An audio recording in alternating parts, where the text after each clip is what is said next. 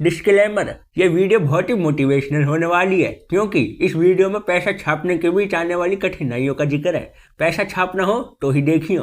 ले बेटा पढ़ दे तेरी स्क्रिप्ट। अरे ये नहीं बोलना था यार।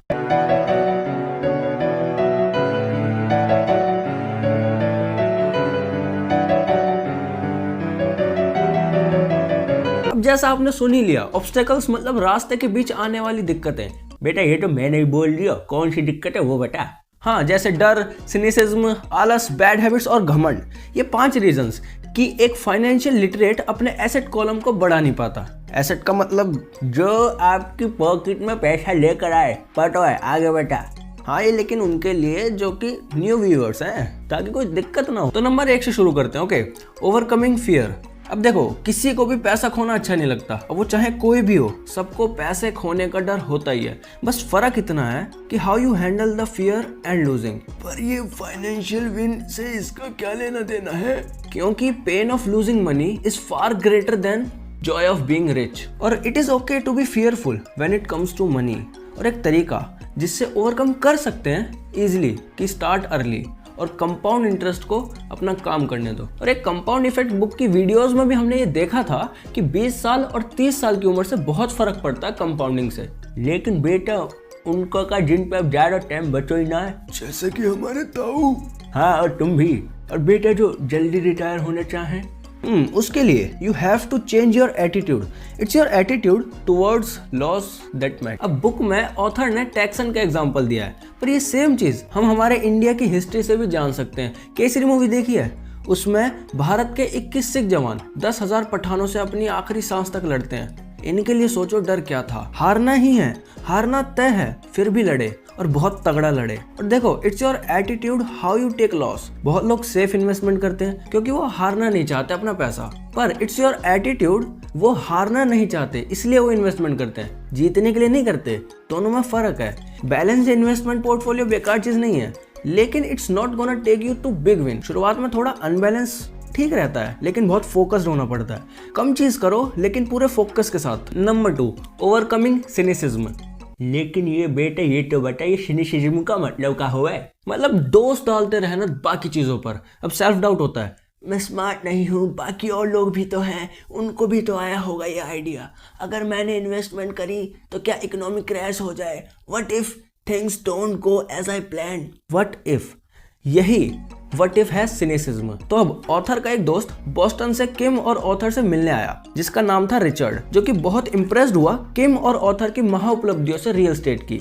अब $42,000 में 2 बेडरूम टाउन हाउस मिल रहा था, जबकि ऐसी सेम यूनिट $65,000 की बिक रही थी। किम और ऑथर रियल एस्टेट एजेंट्स नहीं थे, लेकिन इन्वेस्टर थे, तो बुक कर देते हैं $42,000 में। और रिचर्ड वापस बोस्टन लौट जाता है। 2 हफ्ते बाद उनका एजेंट कॉल करके बताता है कि उनका दोस्त इस इन्वेस्टमेंट से पीछे हट चुका है। ऑथर के पूछने पर उनका दोस्त बताता है कि उसने वहां के लोगों से बात करी, जिन्होंने कहा ये एकदम कबाड़ा इन्वेस्टमेंट है। ऑथर सेज, इन्वेस्टर हम हैं या लोग? फिर कुछ साल बाद वो छोटी सी यूनिट $1,000 में और पीक सीजन में $2,500 में रेंट पर थी, और जिसकी वैल्यू अब $95,000 हो चुकी थी। सिनिक से क्रिटिसाइज जबकि विनर एनालाइज। बजाय दोष देने के try to learn what you are ignoring and it matters you most. Number 3, overcoming laziness. Laziness मतलब आलसी, और कई लोग बिजी होकर आलसी बने रहते हैं। बिजी होकर आलसी? बेटे ये तो कोई मैच ही ना हुआ। एक बिजनेसमैन जो कि बहुत मेहनत करता पैसा कमाने के लिए, एक दिन जब वो घर आया, उसने देखा his wife left with his children. वो जानता था things are not going good in their relationship, still he chooses to be busy instead अपने रिश्ते को बनाए रखने के। अगर वो काम या बच्चों के साथ बिजी नहीं है तो या तो टीवी देख रहे हैं, या शॉपिंग कर रहे हैं, या टाइम बर्बाद करने का कोई अच्छा सोर्स ढूंढ रहे हैं। लेकिन बेटा ये तेरी उम्र वाले बालक, अब इन बालकन को का इलाज हो सके?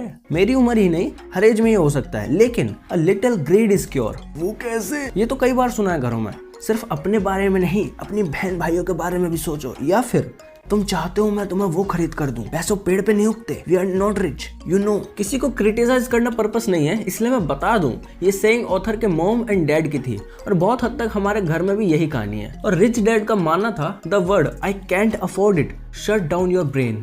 And the word how can I afford it open up possibilities, excitement and dreams. हमारी स्पिरिट बहुत ही पावरफुल और तगड़ी होती है, लेकिन हमारा माइंड लेजी होके उसे डिफेंड करता है. Your spirit wants let's go to the gym and have that sweet pain, लेकिन वहीं दिमाग कून कर कहता है अरे यार आज बहुत थक गया हूँ, आज बहुत काम था, छोड़ कल से चलेंगे. स्पिरिट कहती है मैं थक चुका हूँ गरीब होकर, लेट्स गो अमीर बनते चलो. दिमाग कहता है रिच तो लालची होते हैं, हम थोड़ी हैं. That's why you must train your brain, educate your brain.